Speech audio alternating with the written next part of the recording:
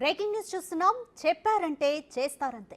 6 నెలల రేవంత్ పాలనపై తెలంగాణ ప్రజలకు ఏర్పడిన బలమైన అభిప్రాయం ఇది. సంక్షేమం, అభివృద్ధిపైనే కాదు, డ్రగ్స్ నిర్మూలన, ప్రజలకు రక్షణ విషయంలో కూడా అంతే పక్కాగా ఉంటున్నారు సీఎం రేవంత్ రెడ్డి.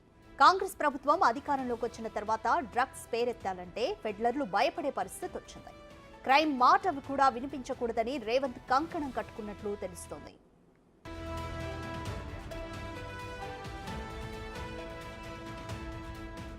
అందుకే కీలకమైన హోంశాఖ బాధ్యతలు కూడా ఆయన నిర్వర్తిస్తున్నారు.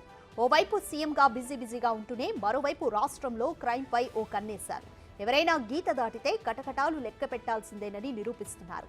సోషల్ మీడియాలో డాట్ కామెడీ పేరుతో అసభ్యంగా ప్రవర్తించిన ప్రణీత్ హనుమంతును 2 రోజుల్లోనే అరెస్ట్ అయ్యేలా చేశారు. తప్పు చేసిన వాళ్లు ఎంతటి వారైనా వదిలేదే లేదని నిరూపించారు.